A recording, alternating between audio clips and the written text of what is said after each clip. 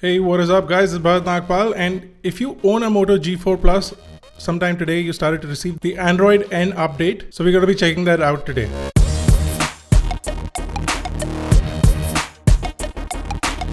In itself, the update is roughly 733 megabytes in size. It was fairly quick to download. If you don't have data, I'd recommend doing this over your Wi-Fi network.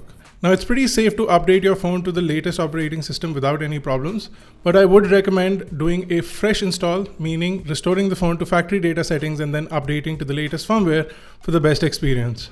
Now, it takes roughly 10 to 15 minutes to fully install, and once the install is finished, you'll get the new Hello Moto Startup boot sound, which is essentially the old Hello Moto Startup boot sound, but you now start to get it on the new Moto G4 Plus along with new animations and the Lenovo branding. Hello Moto.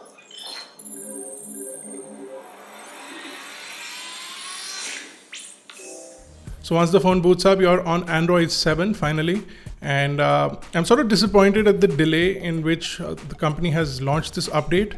Up until last year, updates were pretty fast. And ever since this whole Moto Lenovo thing has started to happen, updates have slowed down. So hopefully they fix it in the future. This was extremely late considering the reputation that Moto has for updates. Now off the bat, you get this quick switch between application features. So you can double tap on the multitasking button to go to your previous application and then double tap to come to your current application. So you can basically jump between the previous two applications. You also get the multi-window view, which Samsung phones have had for a while. Now Nougat phones will start to get that. So the Moto G4 Plus handles that without any problem.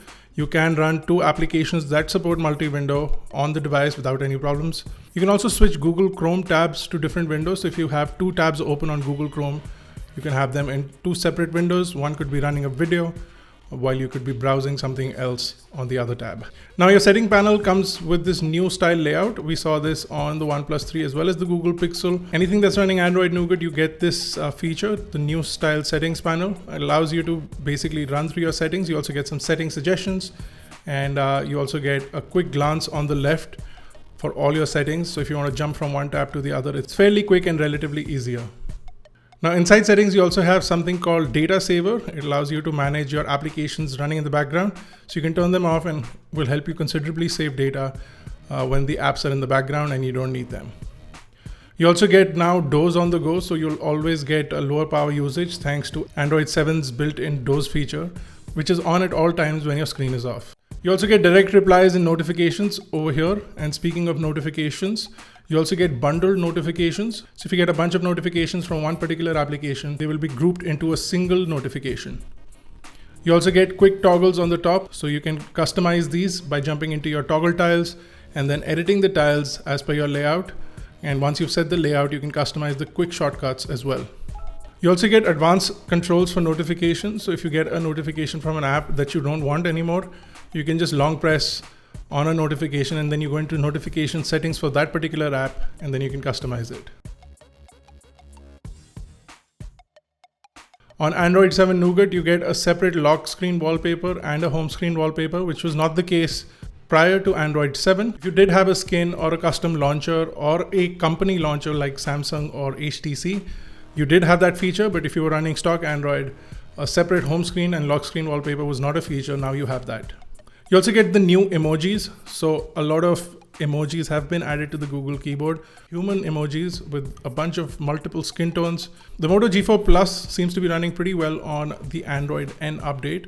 Now it's been only a couple of hours since I've been using this, so it's too early to tell if battery life improvements are there. It seems to be a lot more improved and snappy when compared to the Android Marshmallow update. As far as the Moto app is concerned, you do get this new swipe to shrink screen feature, which was available on some of their phones now, which they've added to the G4 Plus. I'm not too sure if I can remember this feature on the G4 Plus, but if it was there, it still works on the Android N update. But if it wasn't, they've added this feature. And that's about everything from the new Moto G4 Plus Android N update. If you have any specific questions or queries, you can drop them in the comment section below and we'll try and answer as many as we can. If you like this video, don't forget to give it a big thumbs up. Make sure you get those likes up.